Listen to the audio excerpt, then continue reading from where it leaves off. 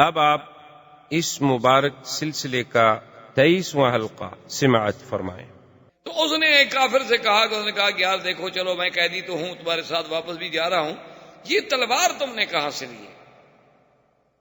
انہوں نے کہا کمال کرتے یار، ہم تو سردار لوگ ہیں، یہ تو بڑی قیمتی تھے۔ انہوں نے کہا واقعی میں نے اپنی زندگی میں ایسی اچھی تلوار کسی کے پاس نہیں دیکھی، تم ہو بڑے باذوق، کوئی معلوم ہوتا ہے کہ بڑے جنگجو اور بڑے شاہسوار آدمی ہو، تلوار کا رکھنا سمجھنا، اور پھر اس کا لوا ایسا ہو، اس کی انداز ایسا ہو، ایسی تلوار میں نے آج تک کسی کے پاس نہیں دیکھی۔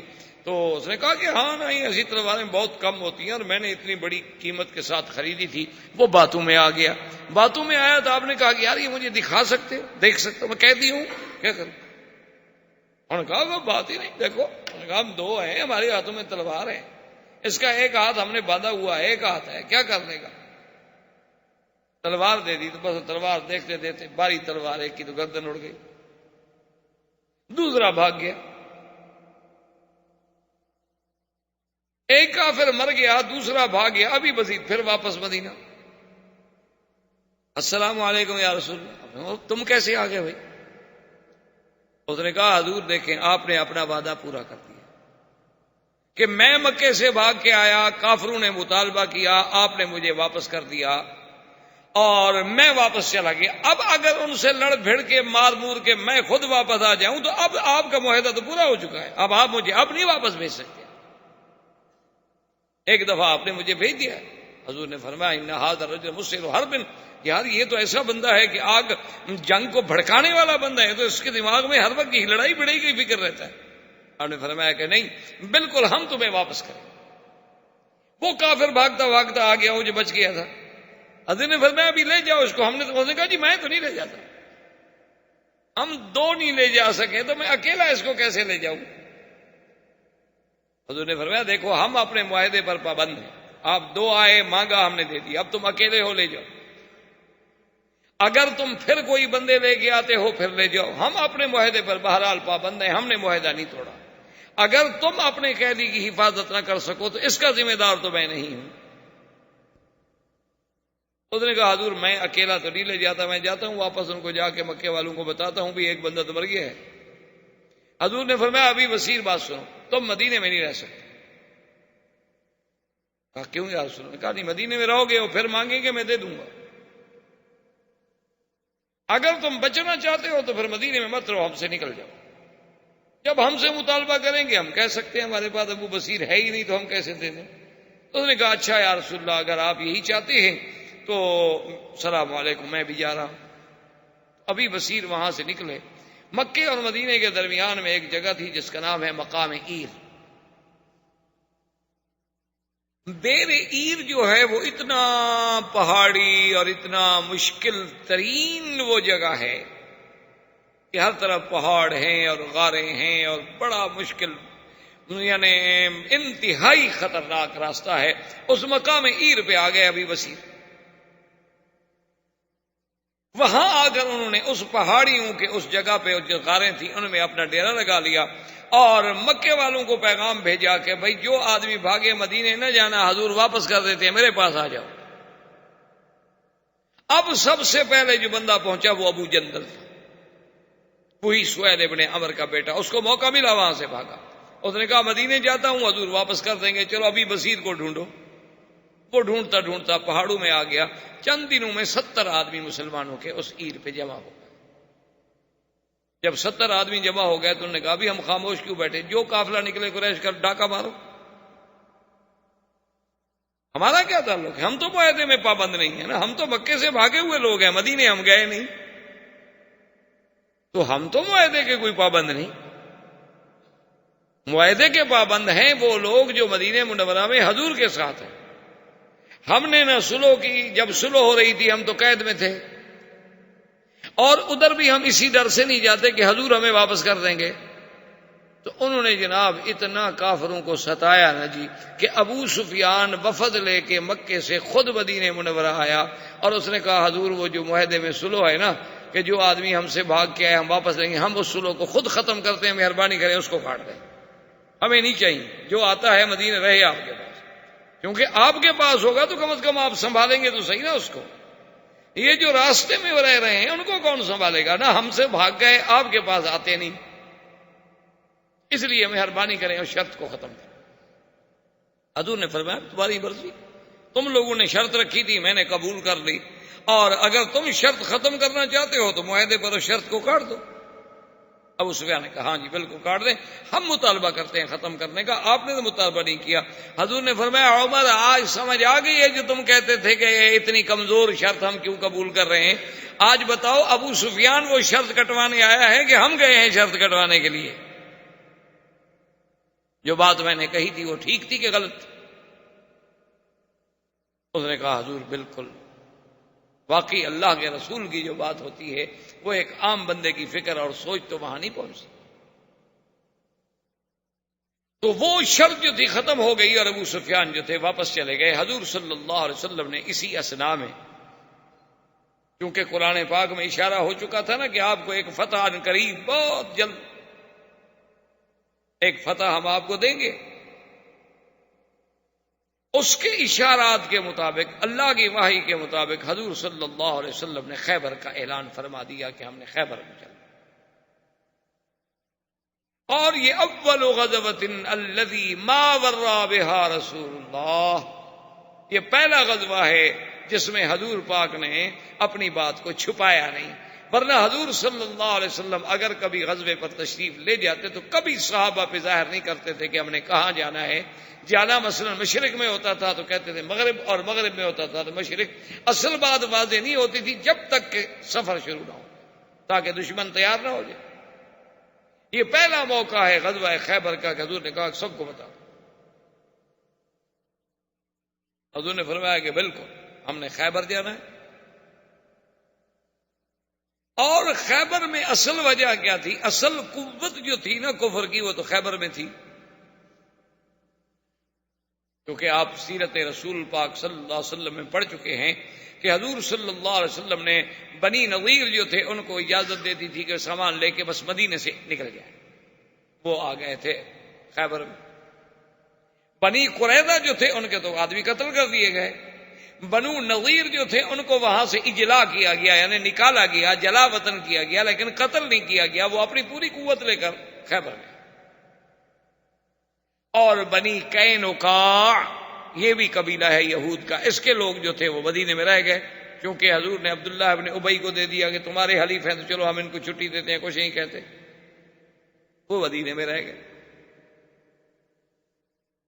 اور یہ بنو نذیر ہی تھے جن کے بڑے بڑے لیڈر جو تھے ہوئی ابن اخطب، اور اس کے بعد جناب ان کا سلام ابن مشکم، اس کے بعد ابن ابی الحقیق، یہ بڑے بڑے لوگ جو تھے یہی تو تھے جنہوں نے جا کے قریش کو ابھارا، قریش کا لشکر تیار کیا، بنو غطفان کو ابھارا، بنو فزارہ کو ابھارا، بنو سلیم کو ابھارا، اور احزاب کو جمع کر کے خندق کے موقع پر مدینے پہ چڑھائی کی۔ اس کا اصل سبب تو یہ بنو نذیر تھے، خیبر والے۔ تو حضور صلی اللہ علیہ وسلم نے حکم دیا کہ ہم نے خیبر جانا،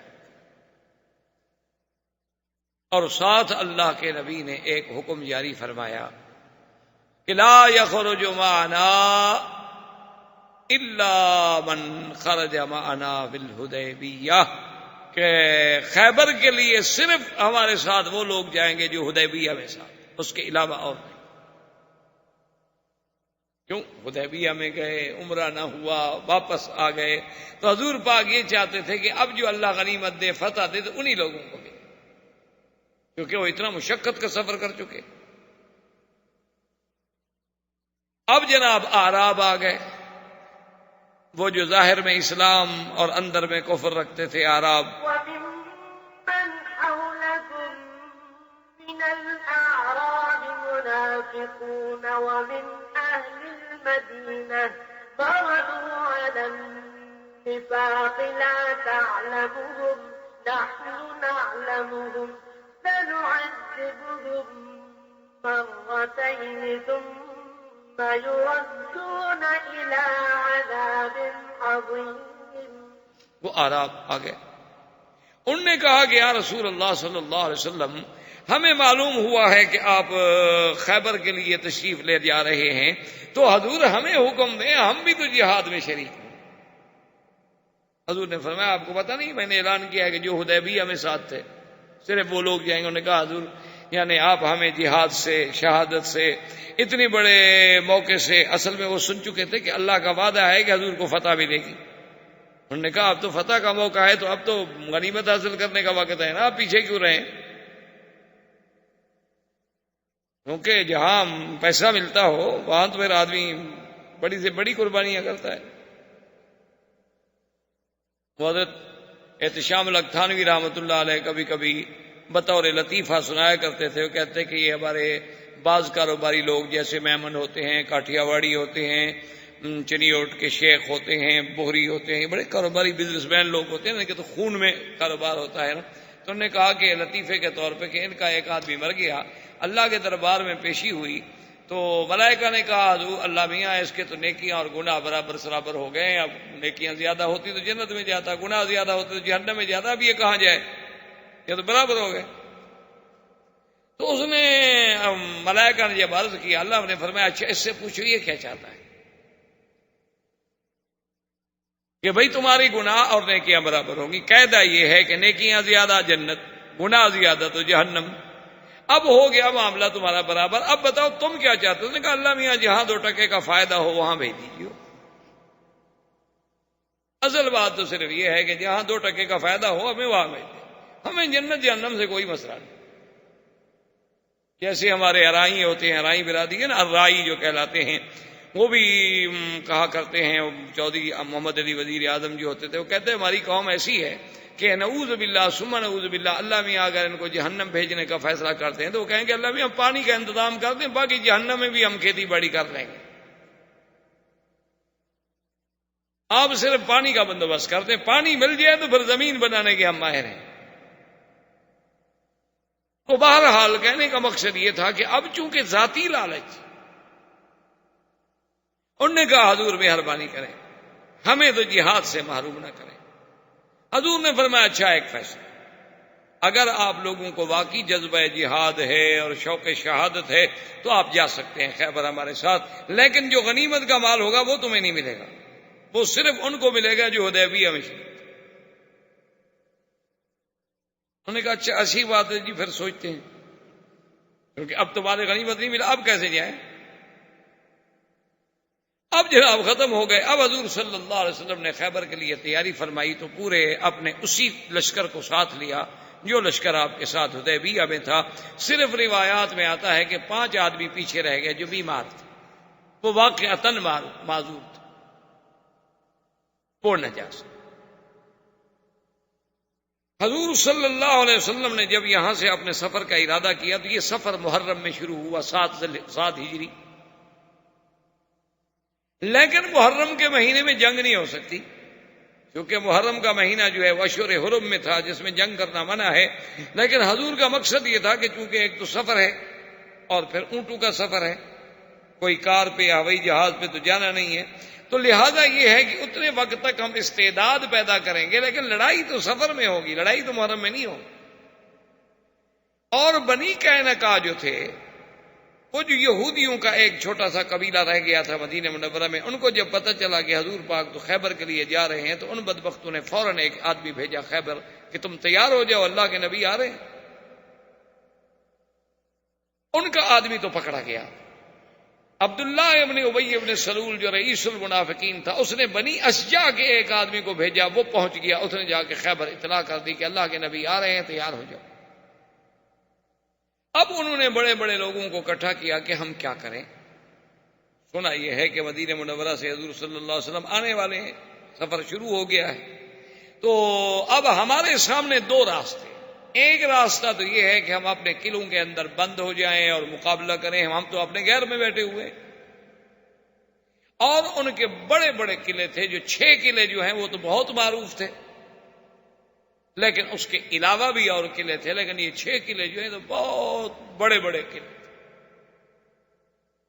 بہت ان کی عظیم دیواریں تھیں, اوپر مورچے لگے ہوئے تھے اور بالکل محفوظ تھے کہ اندر بیٹھ کے آپ فائر کر سکتے ہیں, آپ تیر چلا سکتے ہیں, آپ نیزہ پھینک سکتے ہیں. نیچے والا آدمی تو اتنی اونچی نہیں مار سکتا. تو سلام ابن مشکم نے اور کچھ یہودیوں نے کہا، انہوں نے کہا کہ بات سنو، ہماری رائے یہ ہے کہ بجائے اس کے کہ حضور صلی اللہ علیہ وسلم کا لشکر آ کر ہمارا محاصرہ کر لے، ہم خود نکل کے حملہ کریں۔ ہمارے پاس طاقت ہے اور ہمیں پتہ لگا ہے کہ حضور کے ساتھ وہی 1400 آدمی ہے صرف۔ اور ایک روایت میں ہے کہ سلام ابن مشکم جو یہودی تھا ان کا، اس نے کہا کہ بات سنو، میں نے جو اپنے علم کے ساتھ پڑھا ہے اور کچھ میں نے خواب دیکھا ہے اور کچھ میں نے اپنا حساب کتاب لگایا ہے، مجھے یہ خبر ملی ہے کہ یہود جو ہیں 2 مقام پہ ذبح ہوں گے، ایک دفعہ مدینے میں اور ایک دفعہ خیبر میں۔ مدینے میں تو ہم ہو چکے، بنی قریظہ 700 مقاتل ذبح کر دیا گیا، اور اب ہی معلوم ہوتا ہے کہ ہمارا خیبر والا نمبر بھی آ رہا ہے۔ اس لیے بہتر یہی ہے کہ ہم ہجوم کریں، لڑیں، مقابلہ کریں، کہ مرنا ہی ہے تو میری عزت سے تو مریں۔ انہوں نے کہا اچھا اسی رائے پر غور کریں، ابھی تو بہرحال ان کو پہنچنے میں بھی 10-15 دن تو پہنچنے میں لگ جائیں گے، قافلہ چلتا ہے آہستہ آہستہ۔ انہوں نے اپنا آدمی بھیجا بنی غطفان قبیلے کے پاس، عیینۃ ابن حصن کے پاس، کہ بھی تم ہماری مدد کے لیے آؤ۔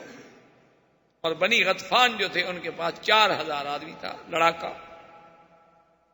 اچھا یہ عیینۃ ابن حصن جو ہے اس کو حضور فرماتے تھے احمق المطاع، کہ یہ ہے تو بڑا احمق لیکن اپنی برادری میں اس کی بات مانی جاتی ہے ایسا آدمی کہ اس کے کہنے سے 4000 آدمی مارنے کے لیے تیار ہو جاتا ہے، لیکن خود احمق ہے،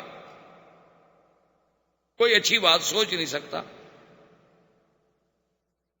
اس کو جب پتا چلا تو اس نے کہا کہ ٹھیک ہے، یہودیوں کو خبر بھیجی کہ چونکہ آپ ہمارے حلیف ہیں، ہم تمہارے حلیف ہیں، تمہارے اوپر اگر چڑھائی ہو گئی ہے تو ہم آ رہے ہیں۔ حضور صلی اللہ علیہ وسلم کو پتا چلا کہ اب یہ حالت تو بڑی مشکل ہو گئی ہے کہ آگے ہم جا رہے ہیں تو آگے تو لشکر ہوگا اپنا یہودیوں کا، اور غطفان پیچھے چلیں گے، اس کا مطلب ہے کہ ہم تو 2 لشکروں کے درمیان میں آ جائیں گے، پیچھے سے بنو غطفان کا 4000 لڑاکا اور آگے یہود۔ حضور صلی اللہ علیہ وسلم نے فرمایا اپنے صحابہ میں سے کون ہے جو مجھے یہ بتلائے کہ ہم چاہتے ہیں کہ شرق شمال کی طرف سے ہم حملہ کریں خیبر پہ، میں جانب غرب سے خیبر پہ حملہ کرنا نہیں چاہتا۔ اب دیکھیں کتنی دور کی سوچ۔ وجہ یہ تھی کہ شرق شمال جو ہے یہی راستہ تھا شام کا، کہ اگر یہود شکست کھائیں تو شام بھاگ جائیں گے، لیکن اسی راستے سے اگر مسلمانوں کی فوجیں بیٹھی ہوں گی تو بھاگ سکتے نہیں، باقی کوئی راستہ ان کو بھاگنے کا نہیں ملتا شام کے علاوہ۔ ایک صحابی نے کہا حضور مجھے اس راستے کا پتہ ہے، اس راستے سے میں لے چلوں۔ حضور پاک نے بھی ایک آدمی کو بھیجا کہ بنی غطفان کے اس عیینۃ ابن حصن سے بات کرو کہ بدبخت تم کیوں لڑنے آ رہے، تمہارے ساتھ تو ہماری کوئی لڑائی نہیں، اور تم ہمارے ساتھ معاہدہ کر لو، ہم جو خیبر کے پھل آئیں گے نا، آدھا پھل تمہیں دینے کے لیے تیار ہیں، تم اپنے قبیلے کی فوجیں واپس لے کے جاؤ، ہمارے پیچھے نہ آؤ۔ اس کو کہا گیا، بہرحال قصہ مختصر کہ اس نے کوئی بات نہ مانی۔ انہوں نے کہا کہ نہیں، یہود میرے حلفاء ہیں، میرے حلیف ہیں، میں ان کی مدد کروں۔ ابھی وہ خود تو پہنچ گیا، عیینۃ ابن حصن چونکہ وہ تو گھوڑے پہ تھا، اس کے گھوڑے بڑے تیز رفتار تھے، خود تو اپنے 1-2 آدمیوں کے ساتھ خیبر میں پہنچ گیا، لیکن فوج اس کی ابھی جو لشکر تھا، اور 1000 کا لشکر لے کے آ رہا تھا، 4000 میں سے 1000 مسلح لے کے آیا، تو وہ ابھی پیچھے تھے کہ وہ راستے میں رات کو سوئے ہوئے ہیں کہ ایک آواز آتی ہے کہ یا بنو غطفان، او بنو غطفان، اپنے عورتوں اور بچوں کی حفاظت کرو۔ اتنی زور کی آواز آتی ہے کہ سارا قبیلہ، سارا قافلہ سنتا ہے، ہڑبڑا کے اٹھتے ہیں، وہ کہتے ہیں اوہ، اس کا مطلب یہ ہے کہ ہم ادھر نکلے ہیں اور مسلمان نے پیچھے ہمارے قبیلوں پر بھی حملہ کر دیا ہے، خیبر تو صرف 1400 آدمی جا رہا تھا۔ اس کا مطلب یہ ہے کہ ہمارے جو اصل آزمودہ کار لڑاکا لوگ تھے وہ تو حملے کے ادھر نکل پڑے، اور پیچھے بہرحال ہماری طاقت کمزور ہو گئی تو مسلمان نے شاید حملہ کر دیا۔ انہوں نے کہا جی چھوڑو یہودیوں کو مرے، ہم اپنے بچوں کی تو فکر کریں۔ وہ جناب دوڑے واپس۔ اب وہ آواز کس نے دی تھی اس کا کوئی پتہ نہیں، اللہ کی طرف سے فرشتوں کو حکم ملا. وہ جب اپنے گھر میں پہنچے وہاں جا کے دیکھا بیوی بچے سب ٹھیک ٹھاک ہے, کھیتی باڑی اسی طرح ہو رہی ہے. انہوں نے کہا اب کوئی خوف؟ انہوں نے کہا کچھ نہیں. انہوں نے کہا ہمیں تو ایسی آواز ہے. انہوں نے کہا بس ایسی آواز میں ویسے آ گئی ہوگی, یہاں تو کچھ نہیں, کوئی مسلمان ہم پر چڑھائی کرنے نہیں آیا, کوئی لڑائی نہیں, تمہارے سامنے نہیں ہم بیٹھے ہوئے من سے. انہوں نے پھر حسین اپنے حسن کو بھیجا کہ جی وہاں تو کوئی لڑائی نہیں. اسے کہا چلو پھر سب آ جاؤ, 4000 کے 4000 آ جاؤ. اس کا مطلب ہے کسی مسلمان نے ہمیں دھوکہ دیا. اور حضور صلی اللہ علیہ وسلم اپنے قافلے کے ساتھ بڑھ رہے ہیں تو ایک صحابی تھے عامر ابن سلمۃ ابن الاکوع. انہوں نے ہودی کہتے ہیں کہ ایسے اشعار رجزیہ پڑھنے کہ تاکہ سفر میں ذرا آسانی پیدا ہو جائے. اور خدا کی قدرت ہے کہ جب آدمی رجز پڑھتے ہیں نا جس اپنا اونٹوں کو چلانے والے, تو اونٹ بھی ذرا سپیڈ اپنی تیز کر لیتے ہیں. تو اس نے جب ہودی پڑھنی شروع کی تو اللہ نے ان کو ایسی آواز دی تھی کہ صحابہ کہتے ہیں کہ بالکل اونٹ جو تھے وہ تو تیز ہو. حضور صلی اللہ علیہ وسلم اپنا اونٹ اس کے قریب لائے اور آپ نے فرمایا رفقاً بالقواریر.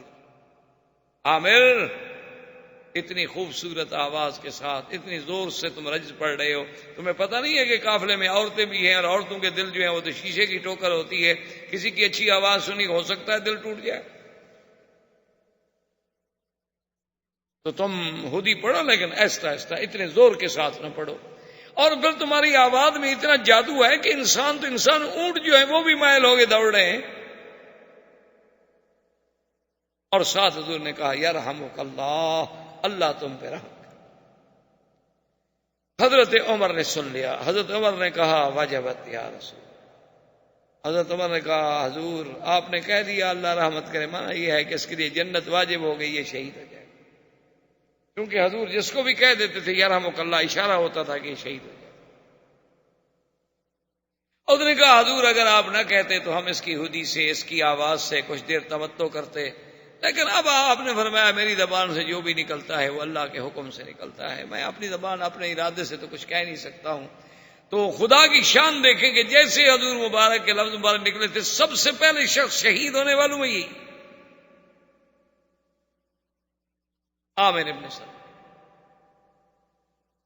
ابن سلمۃ ابن الاکوع.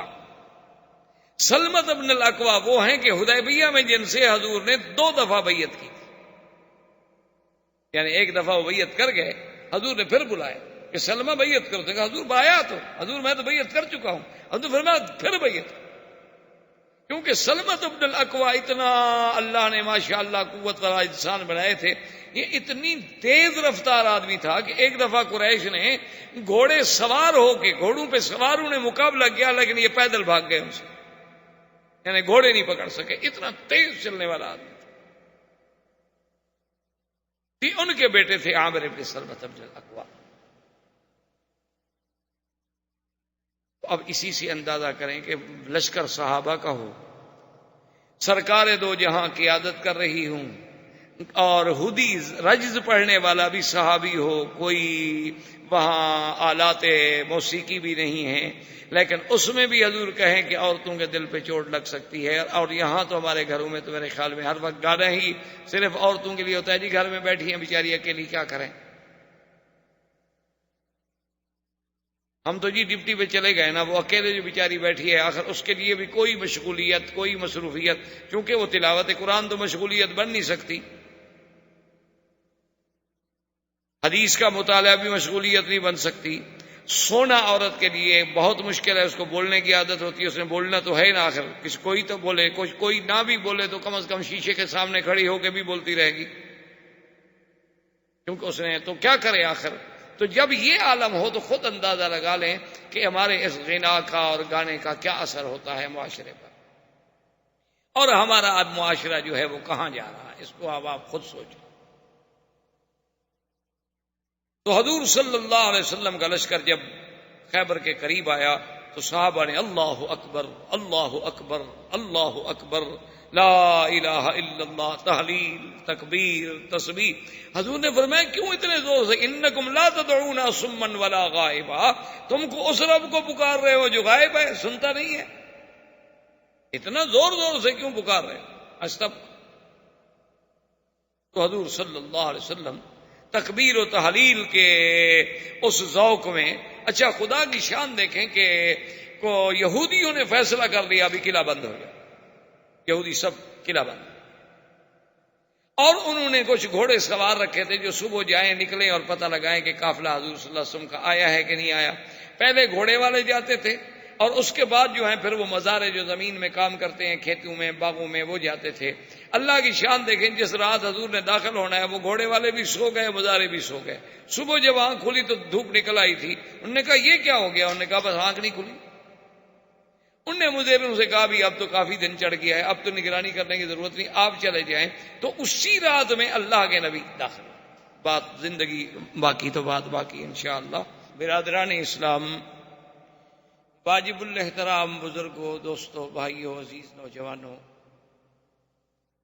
دروس سیرت نبویہ علی صاحبہ الف الف الصلاۃ والتحیہ کے ضمن میں ہم نے بات جو تھی وہ تقریباً خیبر تک سلسلہ درس جو ہے وہ پہنچا۔ اس غزوہ خیبر کی تفصیل کے عرض کرنے سے پہلے اللہ کے قرآن کی ان آیات کو ذرا توجہ کے ساتھ اپنے ذہن میں رکھ لیں، کیونکہ دراصل سیرت نبوی جو ہے، جیسا کہ سیدہ عائشہ صدیقہ رضی اللہ تعالی عنہ کا فرمان ہے کہ جب حضور صلی اللہ علیہ وسلم کی سیرت، آپ کے اخلاق، آپ کے خلق کے بارے میں بی بی عائشہ سے پوچھا گیا تو بی بی عائشہ صدیقہ نے ایک جملے میں سرکار دو جہاں کی سیرت بیان فرمائی۔ یعنی آپ حیران ہوں گے کہ اللہ نے سیدہ عائشہ صدیقہ رضی اللہ تعالی عنہ کو کتنا علم کے اندر گہرائی اور گہرائی عطا فرمائی تھی کہ ایک جملہ اور اسی میں ساری سیرت بیان کر۔ بی بی عائشہ نے فرمایا کان خلقہ القرآن، اگر میرے محبوب کی سیرت دیکھنی ہے تو پھر قرآن دیکھ لو۔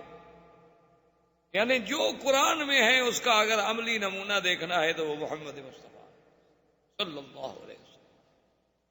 تو اصل دروس سیرت کا مقصد ہی یہ ہوتا ہے کہ ہمیں اللہ کے قرآن کی سمجھ آئے اور حضور صلی اللہ علیہ وسلم کی سیرت کا ہر پہلو جو ہے وہ قیامت تک کے لیے ہمارے لیے باعث اتباع ہے، اور ہم اس سے سیکھیں کہ سرکار دو جہاں کا صلح میں کیا کردار تھا، جنگ میں کیا کردار تھا، آپ کا محبت میں کیا کردار تھا، غصے میں کیا کردار تھا، سفر میں آپ کا کیا عمل تھا، حضر میں آپ کا کیا عمل تھا، اصحاب کے ساتھ کیا محبت تھی، اعداء کے ساتھ معاملہ کیسے تھا، امانت، صداقت، دیانت، وفا، شجاعت، ہر پہلو جو ہے بندے کی نظر میں آئے، اور وہ پہلو صرف نظر میں نہ آئے بلکہ حضور کی سیرت کو وہ اپنے لیے مقتدا سمجھے کہ مجھے بھی اللہ تبارک و تعالی ان حالات میں اس کے مطابق عمل کرنے کی توفیق۔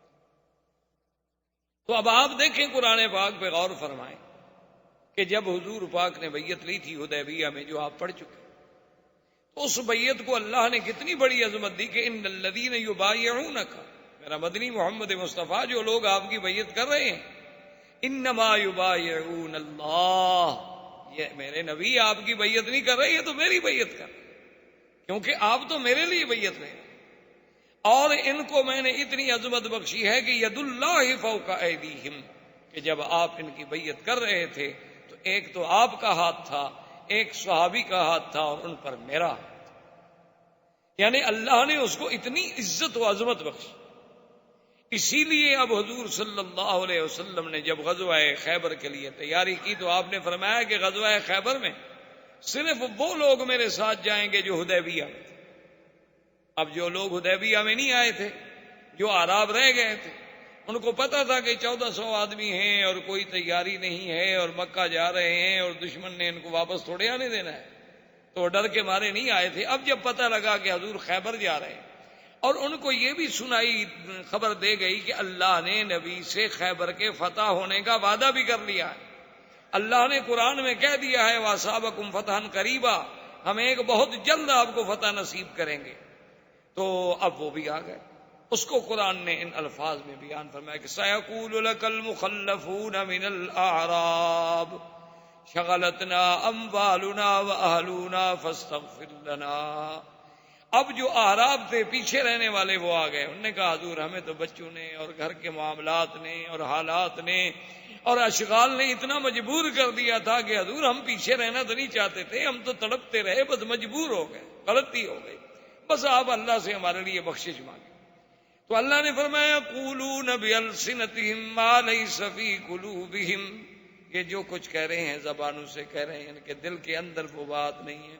قل فمن یملک لکم من اللہ شیئا ان اراد بکم ضرا او اراد بکم نفعا. میرے مدنی پاک آپ ان کو کہہ دیں کہ اللہ کے سوا پھر کون تمہارا مالک ہے اگر وہ تمہیں نفع دینا چاہے یا نقصان دینا چاہے. بل کان اللہ بما تعملون خبیرا, بلکہ اللہ تبارک و تعالیٰ جو کچھ تم کر رہے ہو اس کو جاننے والے ہیں, دیکھنے والے ہیں. اللہ کے آگے تو کوئی چیز چھپی ہوئی نہیں ہے. بل ظننتم ان لن ينقلب الرسول والمؤمنون الى اہلیہم ابدا وزین ذلک فی قلوبکم وظننتم ظن السوء وکنتم قوما بورا.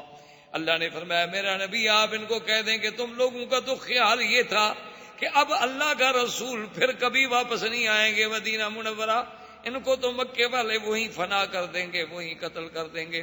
یہ جو تم نے برے برے خیال باندھے تھے, حالانکہ تم قوم خود ہو ہلاکت والی. فَمَن لَّمْ يُؤْمِن بِاللَّهِ وَرَسُولِهِ فَإِنَّا أَعْتَدْنَا لِلْكَافِرِينَ سَعِيرًا. جو اللہ کے رسول پہ ایمان نہ لائے اور کفر کی حالت میں مر جائے, ہم نے ان کافروں کے لیے جہنم کی آگ تیار کر رکھی ہے. وَلِلَّهِ مُلْكُ السَّمَاوَاتِ وَالْأَرْضِ يَغْفِرُ لِمَن يَشَاءُ وَيُعَذِّبُ مَن يَشَاءُ. آسمانوں زمینوں کا مالک اللہ تبارک و تعالیٰ ہے, جس کو چاہے معاف کر دے, جس کو چاہے عذاب دے. وَكَانَ اللَّهُ غَفُورًا رَحِيمًا. سَيَقُولُ الْمُخَلَّفُونَ إِذَا انطَلَقْتُمْ إِلَىٰ مَغَانِمَ لِتَأْخُذُوهَا ذَرُونَا نَتَّبِعْكُمْ. اب وہ پیچھے رہنے والے کہتے ہیں, ان کو پتہ لگا کہ اب تو تم غنیمت حاصل کرو گے, خیبر فتح ہو جائے گا, کہ جی ہمیں بھی ساتھ لے چلو, ہم تمہارے ساتھ ہیں. یریدون ان یبدلوا کلام اللہ, وہ یہ چاہتے ہیں کہ اللہ کا فیصلہ بدل دے. قل لن تتبعونا كذلكم قال اللہ من قبل فسيقولون بل تحسدوننا بل كانوا لا يفقهون الا قليلا. اللہ نے فرمایا میرا مدنی آپ ان کو کہہ دیں کہ تم ہمارے ساتھ ہرگز نہیں جا سکتے ہو. اب وہ کہتے ہیں اچھا تم ہمارے ساتھ حسد کرتے ہو کہ ہمیں بھی مال غنیمت مل جائے گا. اللہ نے فرمایا حسد کی بات نہیں, یہ جاہل ہیں, یہ بات کو سمجھتے نہیں. قل للمخلفین من الاعراب ستدعون الى قوم اولی باس شدید تقاتلونهم او يسلمون فان تطیعوا یؤتکم اللہ اجرا حسنا وان تتولوا كما تولیتم من قبل يعذبكم عذابا علیما. میرا مدنی آپ ان اعراب پیچھے رہنے والوں سے کہیں کہ بہت جلد اللہ تمہارا ایک قوم کے ساتھ مقابلہ کرائیں گے. ان کے ساتھ اگر تم نے صحیح معنی میں قتال کیا, صحیح معنی میں اللہ رسول کی اطاعت کی, تو اللہ تمہیں بہت بڑا اجر دیں گے. اور اگر اس وقت بھی تم پیٹھ دے کے بھاگے جیسے حدیبیہ میں بھاگے تھے, تو اللہ تبارک و تعالیٰ جو پھرے ان کے لیے عذاب ہے دردناک. ہاں یہ الگ بات ہے کوئی معذور ہو, لیس علی الاعمی حرج, اگر نابینا ہے تو کوئی بات نہیں. ولا علی الاعرج حرج, اگر کوئی لنگڑا ہے بیچارہ جی ہاتھ پہ نہیں جا سکتا تو وہ بھی معذور ہے. ولا علی المریض حرج, اگر کوئی بیمار ہے غریب نہیں جا سکتا اس پر بھی کوئی گناہ نہیں. ومن یطع اللہ ورسولہ یدخلہ جنات تجری من تحتها الانہار ومن یتول یعذبہ عذابا علیما. اب اللہ نے پھر وہی کہا لقد رضی اللہ عن المؤمنین اذ یبایعونک تحت الشجرہ فعلم ما فی قلوبہم فانزل السکینۃ علیہم واصابہم فتحا قریبا. اللہ راضی ہوا ان ایمان والوں سے جو بیعت کر رہے تھے درخت کے نیچے, بیعت رضوان. اور اللہ ان کے دلوں میں جو کچھ ہے وہ جانتے ہیں. اللہ نے ان پہ رحمت بھیجی اور اللہ تبارک و تعالیٰ ان کو نصیب کریں گے فتح قریب. وَمَغَانِمَ كَثِيرَةً يَأْخُذُونَهَا وَكَانَ اللَّهُ عَزِيزًا حَكِيمًا. اور اللہ نے یہ بھی فرما دیا کہ اس کے علاوہ بھی ہم تمہیں اور بھی غنیمتیں عطا فرمائیں گے. وعدکم اللہ مغانم کثیرۃ تاخذونها واجل لکم هذه، البتہ یہ غنیمت اللہ نے جلدی تمہارے لیے مقرر کر دی. وکف ایدی الناس عنکم ولتکون آیۃ للمؤمنین ویہدیکم صراطا مستقیما.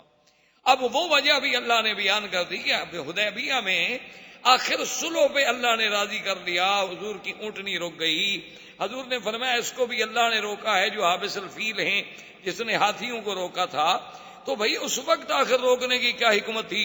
اگر 313 کو اللہ 1000 پہ بدر میں غلبہ دے سکتے ہیں تو وہ تو پھر بھی 1400 تھے.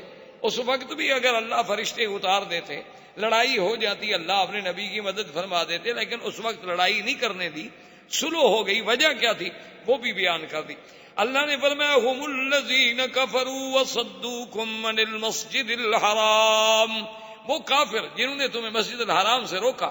والہدی معکوفا ان یبلغ محلہ، جبکہ قربانی کے جانور بندھے ہوئے تھے کہ اپنے حرم میں جا کے ذبح ہو جائیں.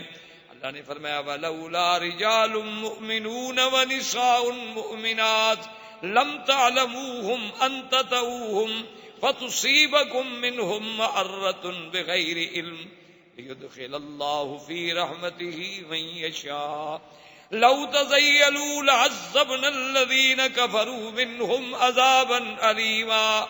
اللہ نے فرمایا میرا مدنی اپنے صحابہ کو بتا دیں کہ اگر مکے میں مرد مسلمان اور عورتیں جن کا ایمان چھپا ہوا تھا اور تمہیں ان کا پتہ بھی نہیں تھا کہ کون مسلمان ہے اور کون کافر ہے، اگر وہ جنگ ہو جاتی اور وہ مسلمان تمہارے ہاتھوں سے مارے جاتے تو ساری زندگی تانا ملتا کہ مسلمان تو اپنوں کو بھی مار دیتی ہیں، یہ تو کلمہ پڑھنے والوں کو بھی قتل کر دیتی ہیں.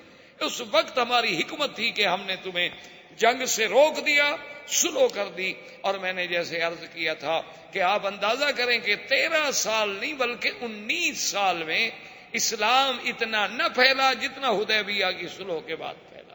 یعنی 19 سال میں تو 3000 آدمی مسلمان ہوتا ہے، صرف 2 سال صلح کے بعد 10,000 آدمی حضور صلی اللہ علیہ وسلم کے ساتھ فتح مکہ پہ جاتا ہے. تو یہ اس فتح کا مقام تھا. اب جب حضور نے خیبر کی تیاری کی، حضور نے فرمایا کہ اس میں صرف وہ لوگ شریک ہوں گے جو حدیبیہ میں شریک ہوں گے. اب اعراب نے زور لگایا کہ نہیں جی ہم بھی جاتے. حضور نے فرمایا کہ اچھا اگر تمہارا جذبہ جہاد اتنا صادق ہے تو پھر تم ہمارے ساتھ چلو، تمہیں چلنے کی اجازت ہے. لیکن اگر اللہ نے مہربانی کی، جو اللہ کا وعدہ ہے وہ سچا ہوگا اور خیبر فتح ہو گیا، اللہ نے ہمیں غنیمت دی، تو ہم مال غنیمت سے تمہیں کچھ نہیں دیں، بس تم ثواب حاصل کرو، شہادت حاصل کرو. اب جناب وہ پیچھے ہٹ گئے، وہ تو جا ہی غنیمت لینے کے لیے رہتے ہیں، وہ لڑنے کے لیے تو نہیں جا رہے. حضور صلی اللہ علیہ وسلم نے لشکر چلایا اور بڑی مشقت کا سفر کرتے کرتے کرتے حضور صلی اللہ علیہ وسلم کا لشکر جو ہے وہ خیبر پہنچ گیا. اور اس معاملے میں حضور صلی اللہ علیہ وسلم نے ہراساں جو تھی یعنی لشکر کی حفاظت، یہ ذمہ داری سیدنا عمر رضی اللہ تعالی عنہ کے سپرد کی. اور تموین جو تھی کہ بھی لشکر کی خوراک غذا تاکہ وقت پر ان کو چیز ملے، یہ ذمہ داری حضرت عثمان رضی اللہ تعالی عنہ کے سپرد کی. اب آپ اس بات کو سامنے رکھیں کہ خیبر جو ہے یہ اس زمانے میں بھی اور اب بھی یعنی جزیرہ عرب میں تقریباً سب سے آباد ترین خطہ جو ہے وہ خیبر تھا. اس میں بڑے آباد زمینیں تھیں، بڑے چشمے تھے، باغات تھے. اور یہودی جب مدینے سے اجلا ہوئے تھے تو ان سب لوگوں نے بھی اسی خیبر کو اپنا مستقر بنایا تھا. اب خیبر جو ہے وہ 2 حصوں میں ہے. ایک حصے کو کہتے ہیں نطاق اور ایک حصے کو کہتے ہیں شق. پھر ہر حصے میں بڑے بڑے حصون تھے. حصون مانا قلعے، جیسے آپ نے دیکھا نا باب ملک عبدالعزیز سے نکلے تو آپ کو سامنے ترکوں کے زمانے کا بنا ہوا ایک بڑا قلعہ نظر آئے، کیونکہ پہلے دور میں لڑائیاں جو تھیں ہوتی تھی تیر کی، تلوار کی، نیزے کی، بھالے کی، تو اس دور میں بہت کم قسم کی بندوقیں بھی ہوتی تھی، تو یہ قلعے جو تھے یہ بڑی حفاظت کا ذریعہ تھے کہ اب آپ قلعے کے اندر بیٹھے ہیں تو آپ کو تیر تو نہیں لگ سکتا، آپ کو کوئی نیزہ بھی نہیں مار سکتا، اور آپ اس سوراخ سے دیکھ رہے ہیں اور وہیں سے بیٹھ کے آپ تیر مار سکتے ہیں۔ تو یہودی قوم جو ہے چونکہ یہ ابتدا ہی سے سرمایہ دار اور بڑی دولت مند قوم تھی، تو یہ جہاں جہاں بھی گئے انہوں نے بڑے بڑے قلعے بنائے تھے، بڑے بڑے برج بنائے تھے، تاکہ ان کے جو بادشاہ ہیں، ان کے جو وزراء ہیں، ان کے جو رائل فیملی کے لوگ ہوتے تھے، سردار ہوتے تھے، وہ سب ان بڑے بڑے قلعوں میں رہتے تھے۔ تو نطاق میں بھی قلعے تھے اور شق میں بھی قلعے، اور ان مشہور قلعوں میں حصن سعد بڑا مشہور قلعہ، اسی طرح قلعت الزبیر بڑا مشہور قلعہ، قلعت النزار بڑا مشہور قلعہ، یہ ان کے بڑے بڑے قلعے، بڑے بڑے حصے۔ اسی طرح پھر اس سے تھوڑا اگر دور جائیں تو وہ وادی آتی تھی جس کو کہتے ہیں وادی منطقہ ام القریٰ، یہ بھی ایک بہت بڑی آبادی تھی، بہت بڑی وادی تھی، اس میں بھی یہود آباد تھے۔ اس کے ساتھ پھر ایک علاقہ تھا جس کو کہتے ہیں فدق، حصون فدق، یہ بھی یہودیوں کا علاقہ تھا، بڑے بڑے باغات تھے اور اس میں بھی ان کا قلعہ تھا۔ اسی طرح ایک علاقہ تھا جس کو کہتے ہیں یہود تیمہ، یہ لوگ بھی یہود تھے اور اس علاقے میں بھی باغات تھے اور ان کے قلعے تھے، لیکن جو سب سے اہم جگہ تھی خیبر کی وہ شق اور نطاق تھا، اور اس میں جو اہم قلعے تھے وہ قلعہ اپنا ایک تو تھا حصن عامر، اور ایک تھا حصن السعد، اور ایک تھا اس میں حصن کتیبہ، اور ایک تھا اس میں قلعت الزبیر، اور ایک تھا اس میں قلعت النزار، یہ سب سے بڑے اہم۔ اب حضور پاک صلی اللہ علیہ وسلم تشریف لے گئے اور محاصرہ کر کے بیٹھ گئے۔ حضور صلی اللہ علیہ وسلم نے ان کا اس زمانے میں جو بادشاہ تھا وہ تھا کنانۃ ابن ابی الحقیق، اس کے پاس اپنا وفد بھیجا۔ حضور صلی اللہ علیہ وسلم نے فرمایا کہ ہماری 3 شرائط ہیں، ان 3 شرائط میں سے جو شرط آپ کو قبول ہو ہم اس 3 شرطوں میں سے کوئی ایک شرط اگر آپ قبول فرما لیں تو ہم ماننے کے لیے تیار۔ سب سے پہلی شرط تو یہ ہے کہ اسلم، اسلام لے، ہم تم سب کو دعوت دیتے ہیں اسلام کی کہ تم اسلام لاؤ اور ہمارے بھائی بن جاؤ۔ جب تم اسلام میں داخل ہو گئے تو بات ختم ہو، پھر تو کوئی اختلاف ہی نہیں۔ اور دوسری شرط یہ ہے کہ اگر تم اسلام قبول نہیں کرنا چاہتے ہو تو جزیہ، جسے آج کل مستشرقین اور اعداء اسلام مسلمانوں کے خلاف ایک بڑا پراپگنڈا کرتے ہیں، جی مسلمان ٹیکس لیتے ہیں اور لوگوں کو غلام بناتے ہیں اور لوگوں کو قیدی بناتے ہیں اور ان کی لڑکیوں کو کنیزیں بنا دیتے ہیں اور لڑکوں کو غلام بنا دیتے ہیں، عبد بنا دیتے ہیں، اور جو باقی بچ جائیں ان سے ٹیکس لیتے ہیں اور جزیہ لیتے ہیں اور یہ شور کرتے ہیں، یہ انتہائی ایک محض عداوت ہے۔ کون سا ملک ہے جو ٹیکس نہیں لیتا اپنے شہریوں سے؟ کوئی ایک ملک مجھے بتائیں، ہر ملک ٹیکس لے۔ اور دوسری بات یہ ہے کہ آپ مجھے، آخر اللہ کا شکر ہے پڑھے لکھے لوگ ہیں آپ، مثلا ہم نے ایک ملک پہ چڑھائی کی، اللہ نے فتح دی، وہاں کے لوگ جو تھے مال جو ہے وہ بھی ملا، ان کے جوان بھی ملے اور لڑکیاں بھی ملی، قید ہو گئے۔ اب آپ مجھے بتلائیں کہ ان کے جو قیدی ہیں، جوان لڑکے ہیں یا لڑکیاں ہیں، ان کے بارے میں کیا کریں؟ یا تو ان کو قتل کر دیں، تو دشمن ہے، تو اب ان کو قتل کریں تو پھر بھی تو آپ چیخیں گے کہ جی دیکھو جی جب بلا وجہ قیدی ہو گئے، جنگی قیدی ہیں، قتل کرنے کی کیا ضرورت تھی؟ اچھا جی قتل نہیں کرتے تو اب کیا کریں؟ ان کو ہمیشہ بٹھائے رکھیں، جیل میں خرچہ دیتے رہیں؟ یعنی اگر ہم نے 10,000 قیدی بنا لیا ہے دشمن کا تو 10,000 آدمی کو رکھنا ان کو 3 وقت کا کھانا دینا، ان کی رہائش، ان کا مکان، سردی گرمی، کپڑا لباس، یہ تمام اخراجات ہم کریں، ہمارے دشمن ہیں وہ. اب ہم ان کو چھوڑ دیں تاکہ اور کسی دشمن علاقے میں جا کے پھر وہ فوج لے کر ہم پر چڑھائی کریں. اسلام نے تو اس سے بڑا حل کیا ہو سکتا ہے کہ ان کے اموال جو ہیں مجاہدین میں تقسیم کر دیے جائیں، اور ان کی لڑکیاں جو ہیں وہ بھی بانیاں بن جائیں، اور لڑکے جو ہیں وہ عبد بن جائیں. اور ساتھ پھر اسلام نے ہر بات میں ان کو آزاد کرنے کی ترغیب دی تاکہ وہ لوگ آزاد ہوں. اور اگر اسلام کے قریب رہتے رہتے مسلمان ہو جائے تو اور اچھی بات، تاکہ وہ کسی کی حفاظت میں آئے، کسی کی جائے پناہ میں. اسلام نے اگر جزیہ رکھا ہے تو اس جزیے کے لیے ذمہ داری ہے اسلام کی کہ ان کی حفاظت کرے گا، ان کا پہرا دے گا. ان پر دشمن حملہ کرے تو یہ ان کی طرف سے لڑیں گے. اسی لیے ایسے واقعات موجود ہیں تاریخ اسلام میں کہ جب بعض لوگ ایسے حالات ہو گئے، انہوں نے باقاعدہ کافروں کو پیغام بھیجا کہ اب ہم کمزور ہو چکے ہیں، ہمارے پاس اتنی لشکر نہیں ہے کہ ہم آپ کی حفاظت کر سکیں، لہذا جزیہ بند کر دو. جب ہم حفاظت نہیں کر سکتے تو ہم ٹیکس کیوں لیں آپ سے؟ تو حضور پاک صلی اللہ علیہ وسلم نے فرمایا کہ 3 شرطیں ہیں، اسلام یا جزیہ و اما السیف. اگر یہ دونوں تمہیں قبول نہیں ہے تو پھر میدان میں مقابلہ ہوگا تلوار کے ساتھ، پھر فتح شکست اللہ کے ہاتھ. انہوں نے کہا، کافروں نے، یہودیوں نے، انہوں نے کہا کہ جی ٹھیک ہے، آپ کی باتیں ہمیں پہنچ گئی ہیں، ہمیں بھی ٹائم دے، ہم غور کریں. ہم غور کرنے کے بعد جو حقیقت ہوگی، جو بات درست ہوگی، اس کے بارے میں ہم آپ کو مطلع کریں. وہ واپس آ گئے.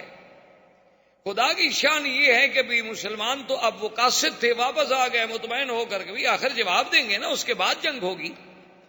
لیکن یہودی چونکہ غدار و مکار قوم تھی، ابھی وہ حضرات واپس اپنے خیمے میں پہنچے اور انہوں نے جناب قلعے سے نکل کے مسلمانوں پہ حملہ کر دیا.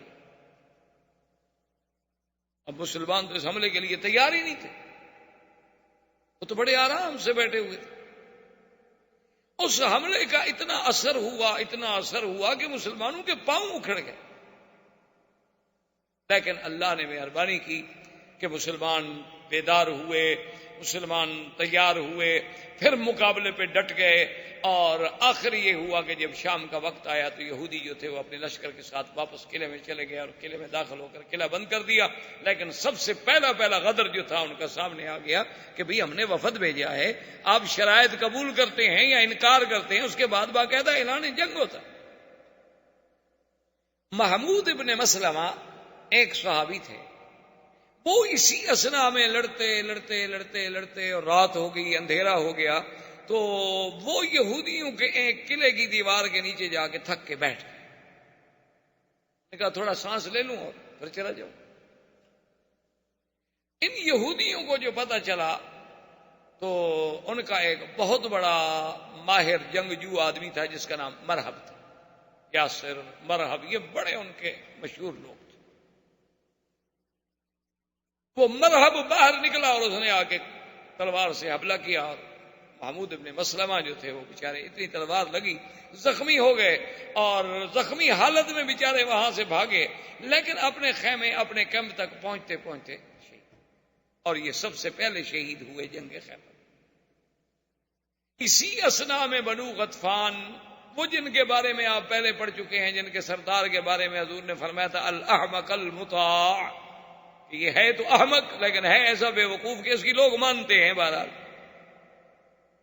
وہ اپنا لشکر لے کے نکلا کہ میں یہودیوں کو مدد کو پہنچوں، کیونکہ یہودی ہمارے حلیف ہیں. حضور صلی اللہ علیہ وسلم نے اپنا وفد بھیجا، آدمی بھیجا کہ بھئی تم عقل کرو، تمہارے ساتھ تو ہماری لڑائی نہیں ہو رہی، ہم تو خیبر کے یہودیوں پر لڑائی کر رہے ہیں، اور تم بنو غطفان کہاں یہاں سے ہم سے بھی زیادہ دور ہو مدینہ منورہ سے، تم کیوں خام خواہ لشکر لے کے آ رہے ہو؟ عقل کرو.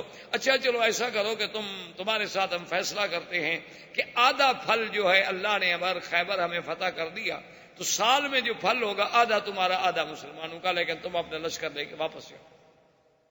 اس نے کہا جی عجیب بات ہے، خیبر فتح نہیں ہوا اور آدھا پھل آپ مجھے دے رہے ہیں، میں کیسے مان لوں؟ انہوں نے کہا اچھا بھی اگر خیبر فتح ہو گیا، آخر معاہدے میں تو رسک لینی پڑتی ہے نا، ہم تمہیں پورا خیبر کا 1 سال کا پورا پھل دیں. اس نے کہا کہ نہیں جی میرے یہود حلیف ہے، میں تو ان کی مدد میں نہیں رکتا۔ حضور کو اطلاع ملی کہ وہ ظالم نہیں رکتا، اور اس کے پاس بڑا جنگجو لشکر تھا، 4000 لڑاکا۔ ابھی وہ راستے میں تھے اور ان کا یہ احمق المتا جو سردار تھا عیینہ بن، یہ تو خیر اپنے گھوڑے پہ جلدی سے پہنچ گیا، خیبر میں داخل ہو گیا اور یہودیوں کے سرداروں کے پاس پہنچ گیا۔ لشکر تو بہرحال وہ قافلے کی رفتار تھی۔ اب جناب رات کو سوئے ہوئے ہیں کہ ایک آواز دینے والے نے آواز دی، سارا خسار خن۔ ایک آواز دینے والے نے بڑے زور سے آواز دی، یا بنو غطفان اولادکم ونساؤکم، بنو غطفان تم اپنے بیوی بچوں کا فکر کرو، کہاں لڑنے کے لیے جا رہے ہو، بیوی بچے کہاں چھوڑ کے جا رہے ہو، بتائے وہ کیا ہو گیا۔ اب وہ آواز پورے اس مسکر میں گونجی، وہ اٹھا بھی تم نے سنی، اس نے کہا اس کے بندہ ڈھونڈو، گھوڑے دوڑاؤ، ادھر جاؤ ادھر جاؤ، کوئی آدمی نہیں ملتا۔ انہوں نے کہا معلوم یہ ہوتا ہے کہ ہم تو ادھر آ گئے نا، اور مدینہ منورہ سے حضور سارے مسلمانوں کو تو لے کے آئے نہیں، 1400 آدمی لائے ہیں صرف، باقی 2-3 ہزار آدمی تو وہاں موجود ہیں، ان نے ہمارے بچوں کو حملہ کر، ہم تو برباد ہو گئے، مارے گئے۔ انہوں نے لشکر واپس کیا اور ایک آدمی بھیج دیا اپنے سردار کے پاس کہ بھی ہمارے گھروں پہ حملہ ہو گیا ہے، ہم اپنا لشکر لے کے واپس جائیں۔ وہ لشکر لے کے واپس چلا گیا اور یہ یہاں بیٹھا یہودیوں کے ساتھ معاہدے کر رہا ہے کہ میرا لشکر آ رہا ہے، میرا لشکر آ رہا ہے، میرا لشکر آ رہا ہے۔ اسی اثنا میں اطلاع ملی کہ تمہارے تو اپنے قبیلے پہ حملہ ہو گیا، یہ بھی بھاگا پھر واپس۔ یہودی نے کہا کہ جاؤ تم پہلے اپنی خبر تو لو۔ اسی اثنا میں 2 دن کے بعد مرحب نکلا قلعے سے اور مبارزت کی دعوت دی کہ میں یبارزنی، کون ہے جو میرے مقابلے پہ؟ حضرت علی نکلا رضی اللہ عنہ۔ لیکن محمد ابن مسلمہ، وہ جو محمود ابن مسلمہ تھے نا، ان کے بھائی تھے دوسرے محمد، ایک تو محمود تھے اور ایک دوسرے تھے محمد ابن مسلمہ، وہ دوڑتے ہوئے آئے اور انہوں نے کہا علی مہربانی کرو تم اس کے مقابلے پہ نہ جاؤ، ھذا الرجل الذی قتل اخی، یہ وہی بدبخت ہے جس نے میرے بھائی کو مارا ہے، تو اس کے مقابلے کا مجھے حق۔ حضرت نے فرمایا مجھے تو کوئی اعتراض نہیں، بات تو یہ ہے کہ کافر ہے، ہم نے مقابلہ کرنا ہے، اس نے دعوت مبارزت دی، میں نے قبول کر لی۔ انہوں نے کہا نہیں مہربانی کریں آپ ذرا پیچھے۔ حضرت علی پیچھے رک گئے۔ تاریخ میں یہ بات بڑی مشہور کر دی گئی ہے کہ مرحب کو قتل کرنے والے جو تھے حضرت علی تھے، حالانکہ یہ بات حقیقت نہیں، یہ روافظ کی ایک کہانی بنی ہوئی ہے، چونکہ مرحب ایک بہت بڑا معروف ان کا بہادر تھا، 80 سال اس کی عمر تھی اور بڑا قوت و طاقت والا آدمی تھا، یعنی اللہ معاف فرمائے اس کی تاریخوں میں عجیب عجیب واقعات آتے ہیں کہ کبھی غصے میں آ کر اگر وہ تلوار مارتا تو درخت جو تھے نا ان کا، درختوں کا تنا جو ہے، تنے سے تلوار نکل جاتی تھی، اس لیے پھر انہوں نے ایک شہرت دی۔ ورنہ یہ بات ہے نا کہ حضرت علی اگر اس کو ماریں یا نہ ماریں، حضرت علی کی شان میں کوئی کمی آ جائے گی، بس ایک تاریخی بات۔ تو محمد ابن مسلمہ نے جب مقابلہ کیا تو صحابہ کہتے ہیں واللہ ما رأینا، خدا کی قسم ہم نے بھائی ایسی جنگ نہیں دیکھی کہ 2 گھنٹے متواتر ہو گئے اور برابر کی تلواریں چل رہی ہیں، اور حتیٰ کہ لڑتے لڑتے لڑتے گھوڑوں سے اتر آئے، ایک درخت کے قریب آئے، درخت کی ساری ٹہنیاں اڑ گئی، ٹنڈ منڈ ہو گیا درخت،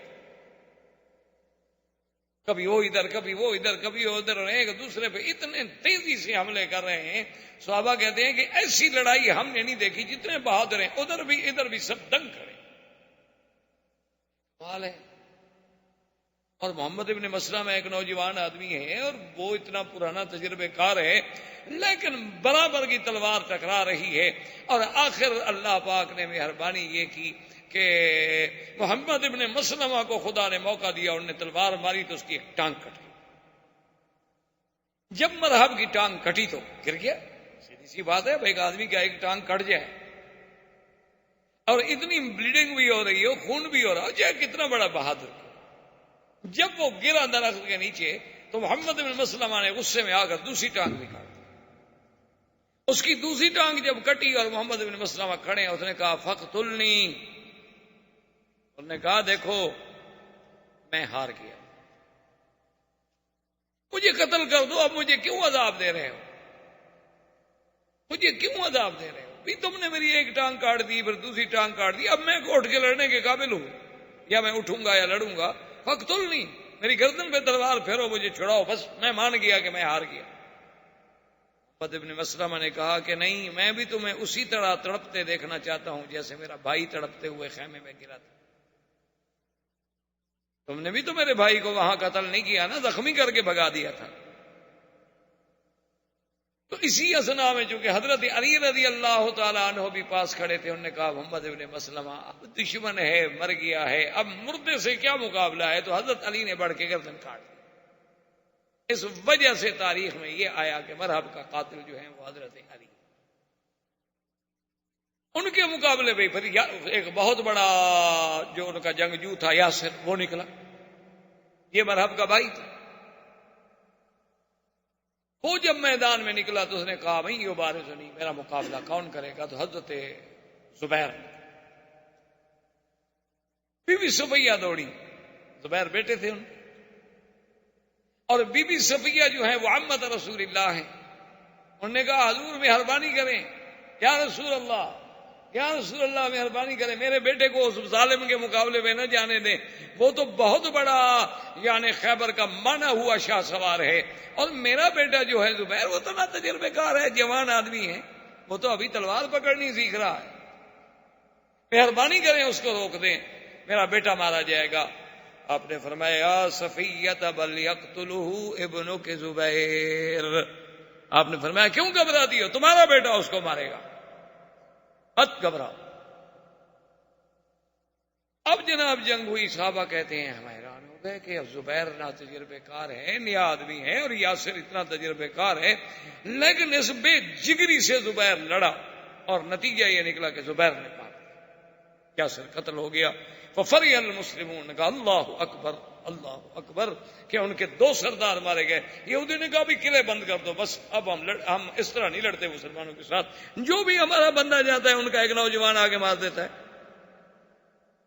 اور اگر اسی طرح ہمارے 5-10 آدمی اور مارے گئے تو پھر تو پورے یہودیوں میں بات پھیل جائے گی کہ یہودی مر گئے، یہودی مر گئے، ہم تو شکست کھا جائیں گے، لہذا واپس قلعے میں آ جاؤ، ہم نہیں لڑتے۔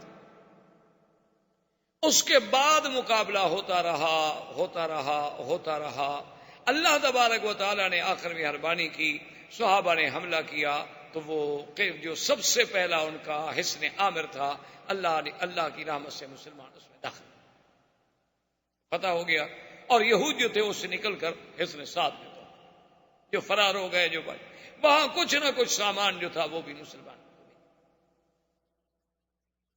حضور صلی اللہ علیہ وسلم اس سامان کو بیٹھے ہوئے تقسیم کر رہے ہیں کہ جاء اعرابی، ایک بدو آئے، اس نے صحابہ سے پوچھا این محمد، محمد مصطفیٰ کہا۔ صحابہ نے بتایا کہ حضور صلی اللہ علیہ وسلم فلاں جگہ بیٹھے ہیں، تو وہ آیا اور سلام کیا اور کہا کہ یا رسول اللہ میں اعرابی ہوں، کیا ہے؟ بدو۔ حضور نے فرمایا کیا چاہتے ہو؟ تو نے کہا حضور کچھ نہیں چاہتا، اشہد اللہ الہ الا اللہ، میں مسلمان ہونے آیا، مجھے مسلمان کریں، کلمہ پڑھائیں بس۔ حضور پاک نے کلمہ پڑھایا، اس نے کلمہ شہادت پڑھا، فرح المسلمون، مسلمانوں کو بڑی خوشی ہوئی کہ چلو اللہ کا شکر ہے، ایک آدمی آج اس حالات میں کہ جب ہم کوئی جنگ بھی نہیں جیتے ہوئے لیکن اب بھی لوگ اسلام کی سچائی کو قبول کرتے ہوئے مسلمان ہو رہے ہیں۔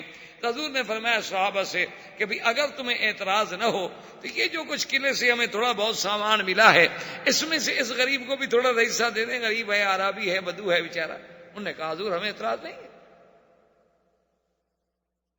حضور نے فرمایا اچھا اس کو سامان دے دو۔ وہ کھڑا ہو گیا، اس نے کہا واللہ ما جئت لہذا، انہوں نے کہا حضور پاک میں اس کے لیے نہیں آیا تھا کہ مجھے مال غنیمت مل جائے گا، مجھے کچھ سامان مل جائے گا، میں تو اس لیے آیا ہوں اقتلوا فی سبیل اللہ فی نہری ھذا، میں تو اس لیے آیا ہوں کہ اللہ کے راستے میں یہ میری جگہ کٹے اور میں شہید ہو جاؤں، میں تو شہادت کی موت کے لیے آیا ہوں۔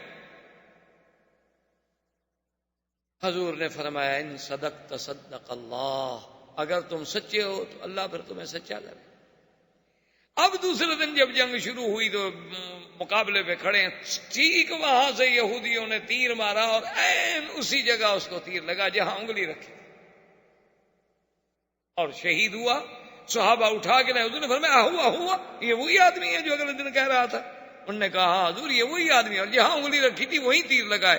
آپ نے فرمایا واللہ قتل شہیدا وانا شہید علیہ، یہ اللہ کے راستے میں شہید ہوا اور محمد اس کا گواہ ہے صلی اللہ علیہ وسلم۔ صحابہ کہتے ہیں خدا کی قسم ہم نے تمنا کی کہ اے کاش اس کی جگہ آج ہم ہوتے۔ یہی وہ راز ہے میرا بھائی جو مسلمانوں کو اللہ نے عظمت دی ہے، جو کفر کو سمجھ نہیں آ سکتا۔ ابھی 1400 سال گزر گئے، ہم ایمان کے اضعف ترین حالت سے بھی نیچے گرے ہوئے ہیں۔ یعنی ہمارے اندر نہ وہ ایمان ہے، نہ وہ اسلام ہے، نہ صداقت ہے، نہ دیانت ہے، نہ امانت ہے، صرف نام کے مسلمان ہیں۔ لیکن آج بھی اگر آپ دیکھیں، اخبارات کھول کے دیکھیں کہ لاکھوں کا لشکر ہے، منظم ہے، قوت ہے، طاقت ہے، ایئر فورس ہے، مقابلے میں کون ہے جی؟ مجاہدین۔ کتنے؟ 400 500 600 800 کتنے ہوں؟ کشمیر میں دیکھ کیا ہو، یعنی آپ دیکھیں 7 لاکھ فوج، آپ کیا سمجھتے؟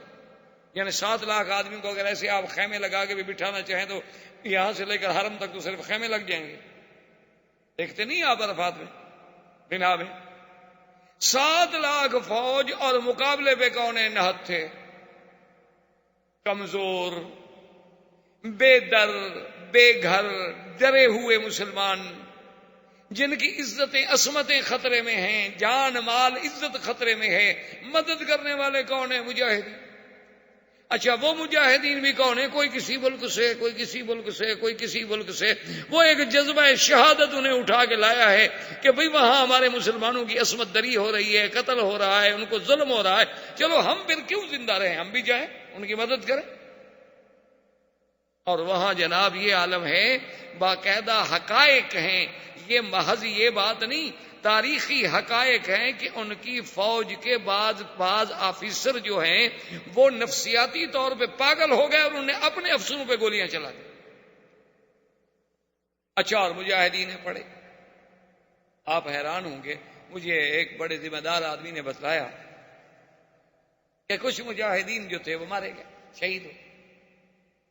اچھا اب جب شہید ہو جائیں اور سامنے آپ اندازہ کریں فوج ہوں باقاعدہ، یعنی بریگیڈ پڑے ہوں فوج کے، تو اب اس مجاہد کی لاش اٹھانا کوئی آسان بات تو نہیں ہوتی نا۔ ایک تو بیچارہ شہید ہو گیا، کون لاش اٹھائے، کون قبر بنائے، کون جنازہ پڑھے، کون دفن کرے؟ تو انہوں نے کہا کہ ہم نے اپنے اس ساتھی کو جہاں وہاں نیچے کوئی چھوٹی موٹی سی غار نظر آئی نا، تو اس کی لاش کو اس غار میں ڈال کے اوپر ایسے کو پتھر وتھر ڈال دیا۔ ہم نے کہا جب اللہ موقع دے گا تو پھر کہیں سے لاش نکال کے بیچارے کو دفن کریں گے۔ تو کہتے ہیں جناب کہ ہم نے تقریباً 1 سال کے بعد اپنے ان 2 ساتھیوں کی ہمیں موقع ملا، اور جا کے جب ہم نے لاشیں نکالی تو کہنے لگے مکی صاحب ہم حرم میں بیٹھے ہیں، خدا کی قسم ہے ان کے بالوں میں جو تیل لگا تھا نا وہ بھی ابھی تازہ تھا، معلوم ہوتا تھا کہ ابھی ابھی لیٹ گئے ہیں، سو گئے، ان کو نیند آ گئی۔ اور اسی طرح بدن نرم ہے، نہ بدبو ہے، نہ کوئی تکلیف ہے، چہروں پہ مسکراہٹ ہے۔ جیسے اللہ کہتا ہے کہ شہید کو مردہ نہ کہو، اللہ نمونہ دکھلاتے ہیں کہ دیکھ لو۔ میں کہا جی ہم لے گئے اور پھر جا کر ہم نے باقاعدہ دفن کیا۔ تو میرے کہنے کا مقصد یہ تھا کہ یہ وہ جو جذبہ ہے، یہ جو مسلمان کے پاس، اسی لیے آپ دیکھ لیں کہ سپر پاور ہیں، بڑی بڑی قوتیں ہیں، بڑی بڑی طاقتیں ہیں، خلاؤں کو مسخر کر لیا ہے۔ وہ جب جانتے ہیں کہ مسلمانوں کے پاس کچھ نہیں ہے، کمزور ہیں، سب کچھ ہے، کیا وجہ ہے کہ ساری قوتیں اسی مسلمان کے خلاف لڑنے مرنے پر تیار کھڑی ہیں؟ او بھئی وہ تو کچھ بھی نہیں، وہ تو کمزور ہے، وہ تو بھائی ان کے پاس ٹیکنالوجی نہیں ہے، وہ جاہل ہیں، ان کے پاس 35% آدمی پڑے ہوئے نہیں ہیں، ان کا ہر بندہ جو ہے جناب بالکل فقر و فاقہ کا شکار ہے، اور ہر بندہ جو ہے وہ بکا ہوا ہے، قرضے میں جکڑا ہوا ہے۔ انہوں نے گویا ہمیں IMF نے، ورلڈ بینک نے خریدا ہوا ہے، لیکن ان کو نیند کیوں نہیں آتی رات کو مسلمان کے لفظ سے؟ کیا بات؟ ان کو اعتراف کرنا پڑا کہ کمیونزم جب ختم ہوا، نے کہا کمیونزم کوئی خطرہ نہیں تھا، اصل خطرہ اسلام ہے۔ یہود و نصارہ آپس میں اتنے دشمن ہیں کہ ایک حضرت عیسیٰ کو خدا سمجھتا ہے، یہودی عیسیٰ علیہ السلام کو نعوذ باللہ ولد الزنا سمجھتا ہے، یعنی ان کے عقیدے کا فرق دیکھو، لیکن مسلمانوں کے خلاف کٹھے ہیں، حتیٰ کہ پوپ نے ان کے گناہ بھی معاف کر دی، خطائیں بھی معاف کر دی۔ مسلمان کے خلاف لڑو، تمہاری خطائیں معاف ہیں۔ اگر رشدی اسلام کو بکواس کرے، ہم جناب کروڑوں پاؤنڈ لگا کر تمہاری حفاظت کرنے کے لیے تیار ہیں۔ کیوں؟ وہ رشدی اوپر سے نکل آیا ہے، سونے کے قلم سے لکھتا ہے۔ رشدی کی کتاب لکھی ہوئی جو ہے اس میں کوئی ہیرے اور موتی اور ٹانکے جڑے ہوئے ہیں، صرف یہ ہے کہ اس نے مسلمان کہلا کر اسلام کو ٹوکا ہے، مسلمان کہلا کر حضور کی ذات پہ اعتراض کیا، ازواج مطہرات پہ اعتراض کیا۔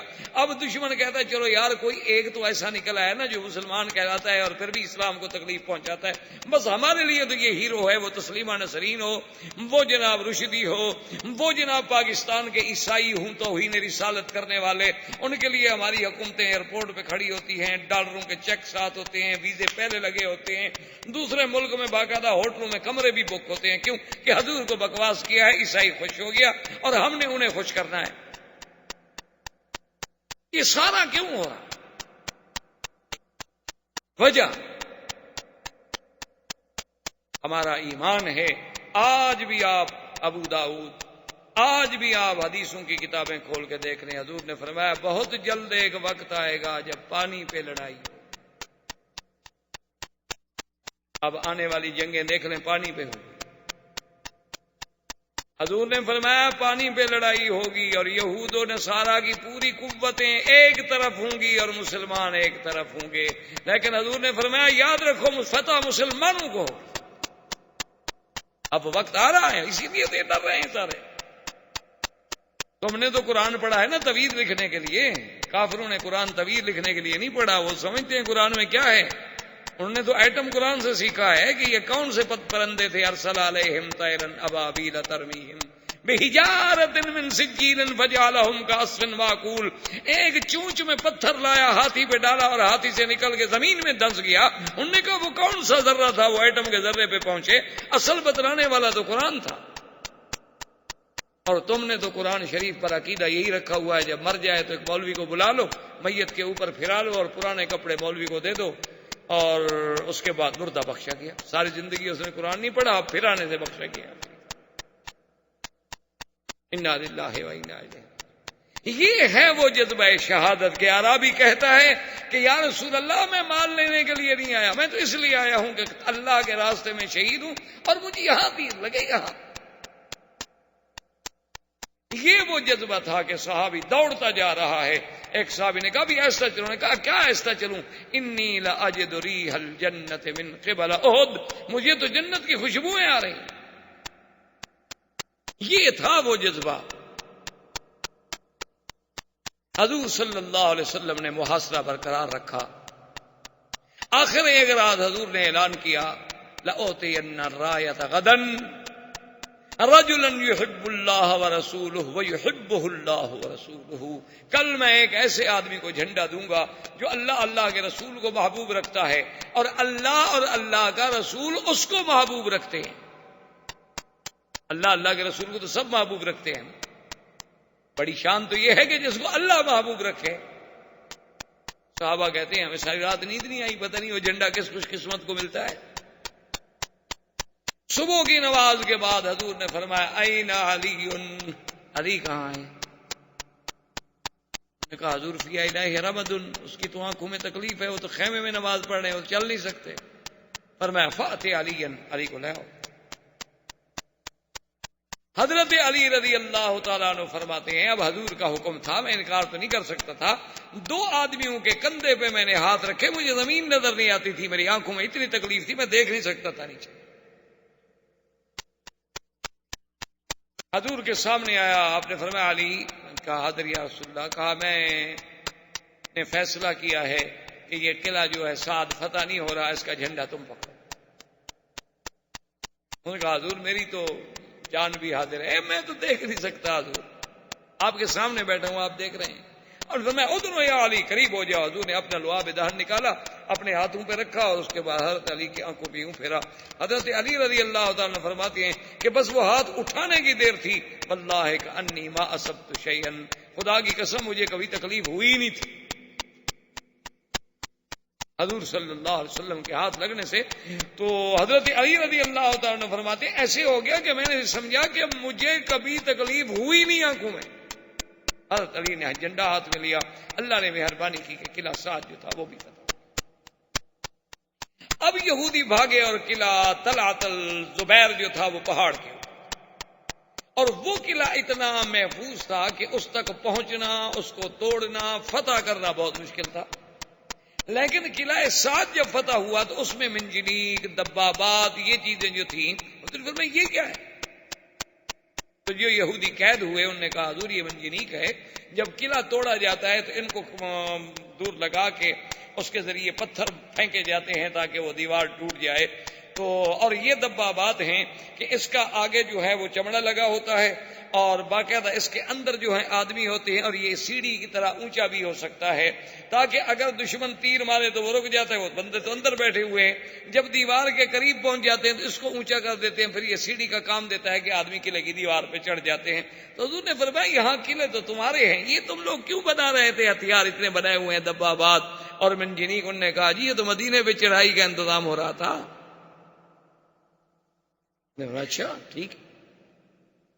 اب جب قلعہ الزبیر پر جا کے مسلمانوں نے محاصرہ کیا، خدا کی شان دیکھیں، ایک آدمی اس کا نام تھا غزال، یہودی، وہ آ گیا چوری چپکے سے. اس نے کہا مجھے بتاؤ حضور کہاں ہیں؟ صحابہ نے بتایا. وہ آ گیا، اس نے کہا یا محمد صلی اللہ علیہ وسلم، اگر آپ سمجھتے ہیں نا کہ قلعہ الزبیر جو ہے یہ فتح ہو جائے گا، یہ نہیں ہوگا، یہ قلعہ فتح نہیں ہو سکتا، پہاڑ پہ. حضور نے فرمایا تخوفنی، تم مجھے ڈرانا چاہتے ہو؟ ان اللہ وعدنی، میرے ساتھ تو اللہ کا وعدہ ہے کہ خیبر فتح ہوگا، تم کیسے مجھے ڈراتے ہو؟ اس نے کہا حضور میں ڈراتا نہیں ہوں، لیکن یہ قلعہ فتح نہیں کر سکتے، یہ پہاڑ پہ ہے، منجنیق کا پتھر بھی نہیں پہنچ سکتا اور آپ اس کے قریب نہیں جا سکتے. وہ اوپر بیٹھے ہیں، آپ نیچے بیٹھے ہیں، یہ فتح نہیں ہو سکتا. ایک طریقہ ہے فتح ہونے کا، لیکن ایک شرط ہے، اگر آپ شرط پوری کریں تو قلعہ میں آپ کو فتح کروا دیتا ہوں. حضور نے فرمایا بتلاؤ کیا شرط ہے؟ انہوں نے کہا حضور مجھے امان دے، مجھے، میرے بچوں کو، میرے اہل کو، عیال کو، میرے مال کو، کہ مجھے کچھ نہیں کہا جائے گا. حضور نے فرمایا کا امان. اس نے کہا جی اصل میں اندر سے ایک سرنگ ہے، فلاں جگہ پہ چشمہ ہے، یہ رات کو اس سرنگ کے ذریعے جا کے پورے قلعے کا پانی لے آتے ہیں. آپ اگر اس پانی پہ 4 آدمی بٹھا دیں، پانی بند کر دیں، 2 دن کے بعد قلعہ ختم ہو جائے گا. پانی اندر ہے نہیں ان کے پاس، پانی تو وہاں سے آ رہا ہے. اگر پانی بند ہو جائے تو کتنے دن لڑیں گے آپ کے ساتھ؟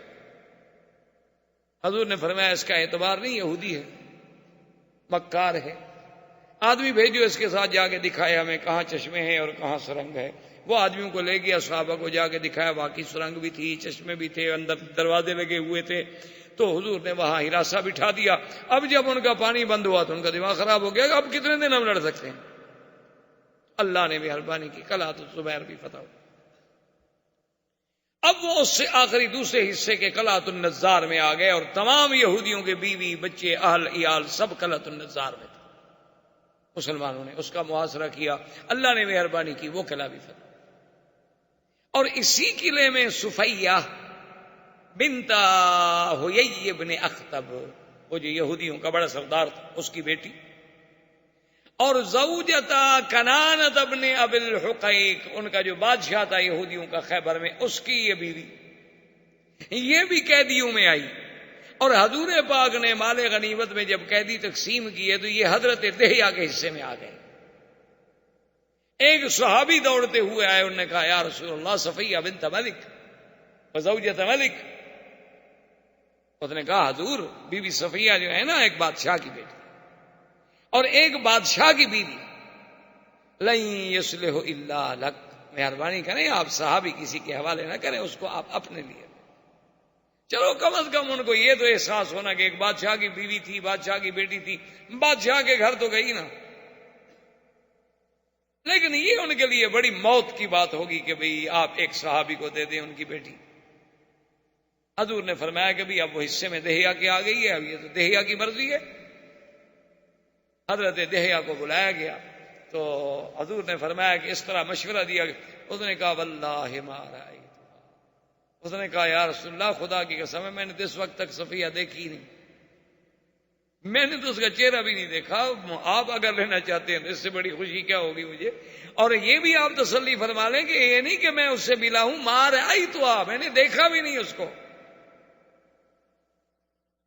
تو بی بی صفیہ جو تھیں حضور پاک نے ان کو آزاد کر دیا، اور آزاد کرانے کے بعد حضور صلی اللہ علیہ وسلم نے ان کو اپنی زوجہ مطہرہ بنایا، امہات المومنین میں شامل ہوئیں. انہی کا وہ قصہ ہے جو صحیح حدیثوں میں بڑا مشہور ہے کہ بی بی صفیہ جو تھی ایک تو ان کا قد چھوٹا تھا، اور دوسرا اس میں تو کوئی شک نہیں نا کہ ہوئی ابن اخطب کی بیٹی تھی.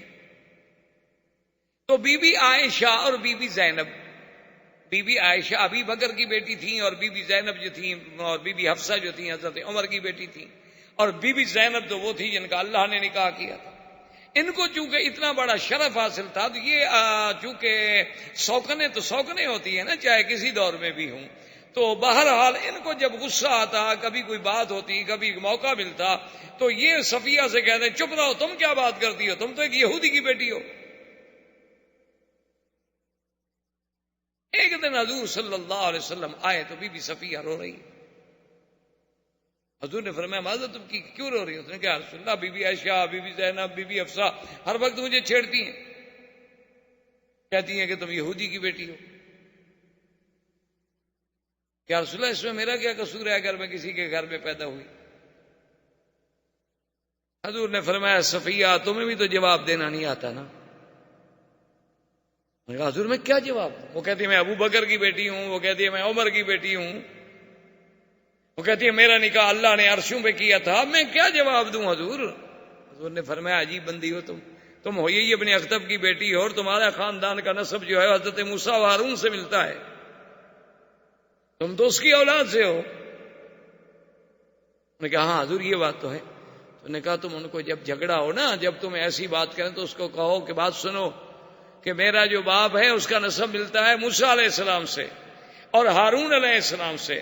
تو اب آپ یہ دیکھ لیں کہ میرا باپ جو ہے وہ نبی، اور میرا چاچا جو ہے وہ بھی نبی، اور اس کے بعد یہ بھی دیکھ لیں کہ میرا خامد جو ہے وہ بھی نبی. تم زیادہ سے زیادہ ایک ابو بکر کی بیٹی ہو، کوئی نبی کی بیٹی تو نہیں ہو نا. تو چند دنوں کے بعد پھر جب جھگڑا ہوا تو بی بی صفیہ کو جب انہوں نے تانا دیا، اس نے کہا کہ انا بنت النبیین وزوجۃ النبی المصطفیٰ، میں دو نبیوں کی بیٹی ہوں، موسیٰ و ہارون کی بیٹی ہوں اور محمد رسول اللہ کی بیوی ہوں، اور تم کیا ہے؟ ابو بکر کی بیٹی ہو، عمر کی بیٹی ہو، زیادہ سے زیادہ اور کیا ہے؟ وہ کوئی نبی تو نہیں ہے نا، بڑی شان بھی ہو. اب ان کے پاس کوئی جواب نہیں، کیا جواب دیں بی بی صفیہ کا. حضور صلی اللہ علیہ وسلم آئے، دیکھا کہ بی بی عائشہ اور بی بی حفصہ دونوں نے منہ جناب جھکایا ہوا ہے اور غصے میں ہیں. تو حضور نے فرمایا ماں بکم، کیا ہو گیا تمہیں، کیا بات ہے، کیوں اداس؟ اس نے کہا حضور اللہ نے آپ کو دین کے لیے بھیجا ہے، آپ بیویوں کو جھگڑا کرنا بھی سکھلاتے ہیں. اللہ نے تو آپ کو دین کے لیے بھیجا ہے، آپ نبی ہیں، رسول ہیں، آپ بیوی کو جھگڑا سکھلاتے ہیں. یہ صفیہ کی طاقت نہیں کہ جواب دے سکے، یہ آپ نے سکھلایا ہے. تو حضور نے فرمایا جب تم اس کو تانا دیتی ہو بنت یہودیہ کا، وہ کس نے سکھلایا تھا؟ اگر میں نے اس کو سکھلایا ہے تو میں نے سچ سکھلایا ہے یا غلط سکھلایا ہے؟ تو یہ وہ صفیہ تھی رضی اللہ تعالی عنہا جو حضور صلی اللہ علیہ وسلم کی بیوی بنی. اور خدا کی شان یہ ہے کہ ایک دن نے اس کہا کہ حضور میں ابھی کنت صغیرتن، میں ابھی چھوٹی سی تھی اور اسلام میرے دل میں داخل ہو چکا تھا. اس نے فرمایا وہ کیسے؟ اس نے کہا جب مدینے سے نکالے گئے ہمارے چاچا بھی اور ہوئی ابن اخطب بھی، میرا باپ بھی، اور سب ہم جلا وطن ہوئے اور خیبر کی طرف جا رہے تھے، راستے میں جب بیٹھے تھے تو بات چل نکلی. میں چھوٹی سی بچی تھی اور میں ساتھ خیمے کے بیٹھی ہوئی مٹی سے کھیل رہی تھی کہ میرا باپ سے چاچا پوچھنے لگے کہ ہوئی ایک بات تو بتاؤ، تم بڑا مطالعہ کرتے ہو تورات کا، جو ہونا تھا وہ تو ہوا، لیکن یہ بتاؤ کیا یہ محمد مصطفیٰ اللہ کا سچا نبی؟ اس نے کہا اللہ ہے سچ، اللہ کا سچا نبی. اسلام زندہ